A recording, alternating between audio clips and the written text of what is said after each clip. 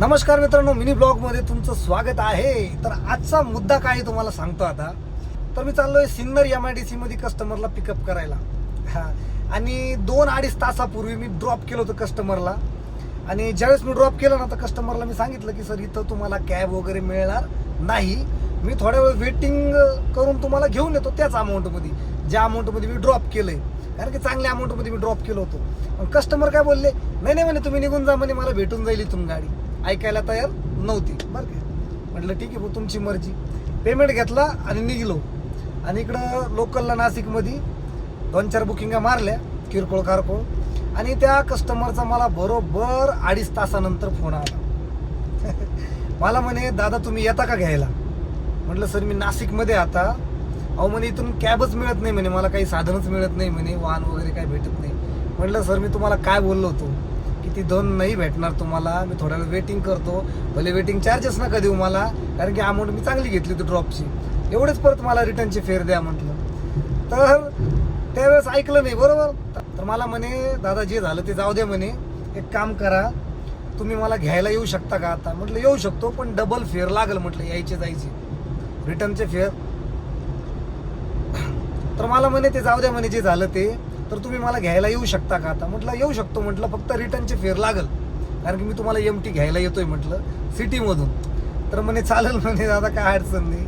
तर म्हटलं 35 ते 40 मिनटं तुम्हाला थांबावं लागेल, मी तुम्हाला घ्यायला येतो म्हणे. थांबतो म्हणे, कारण की मी गेल्या अर्ध्या तासापासून गाडी बुक करतोय, गाडीच बुक होत नाही. तर मी त्यांना म्हटलं मी यायचो आणि तुम्ही एखाद्या गाडीत निघून जायचे म्हटलं, एखादी भेटली चालू मध्ये. तर नाही म्हणे दादा, वाटलं सर तुम्हाला मी ॲडव्हान्स टाकतो, पण तुम्ही या म्हणे प्लीज, मग कारण की मला पण घाई, माझी ट्रेन आहे म्हणे. तर म्हटलं पैसे वगैरे टाकू नका, मी येतो तुम्हाला घ्यायला.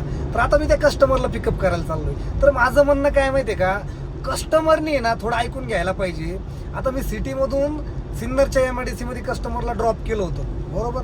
पण तिथं यार जर गाडी भेटत नाही, या गोष्टी आपण सांगतोय कस्टमरला, मग कस्टमर का ऐकत नाही. ऐकायला पाहिजे. आता नुकसान कोणाचं आहे, कस्टमरचं नुकसान आहे. कारण की पहिले एक फेअरचे पैसे मला देऊन टाकले ड्रॉपचे, आता रिटर्नचे फेअर लागले त्यांना. पहा बरं, असा गोंधळ असतो. काही लोक आहे ना स्वतःचं नुकसान स्वतः करून घेतात. आता त्याचं नुकसान झालं की नाही तुम्ही सांगा बरं त्या कस्टमरचं. मित्रांनो असे लोक असतात, भेटतात जीवनामध्ये, काय सांगावं आता. पण थोडाफार ड्रायव्हरवरती विश्वास ठेवला पाहिजे यार. काही आमच्यासारखे पण चांगले ड्रायव्हर असतात, थोडा विश्वास ठेवा तुम्ही आमच्यावर. आता तिथं गाडी भेटत नाही, माणूस सांगताय भेटत नाही, तुम्ही ऐकत नाही. आणि आता तुमचं नुकसान करून घेता. मला काय, मला रिटर्नचे फेअर भेटले, लोकलला मी 2-4 बुकिंग मारल्या किरकोळ कारकोळ, म्हणजे माझी लेवर होऊन गेली. आता त्यांना पिकअप करून डायरेक्ट स्टेशनला ड्रॉप करतो, डायरेक्ट घर पे, असा विषय. पण माझं म्हणणं आहे की बाबा कस्टमरने ऐकायला पाहिजे, काय नुकसान होतं त्यांचं, बरोबर. आणि आता मी सिंगल याच्यात तर गेलो नसतो त्यांना पिकअपला, कारण की भाऊ सिटीतून जर MT जायचं आहे, तुम्हीच सांगा, मला परवडलं पाहिजे ना. तर म्हणे ठीक आहे घेऊन टाका म्हणे रिटर्नचे फेअर, पण तुम्ही या म्हणे. तर आता चाललंय मित्रांनो. चला मित्रांनो, भेटू आता नेक्स्ट ब्लॉगमध्ये. आणि आपल्या यूट्यूब चॅनलला आहे ना तुम्ही सबस्क्राईब करा यार. 25,000 सबस्क्रायबर झाले, त्याच्यावरती वाढतच नाहीये.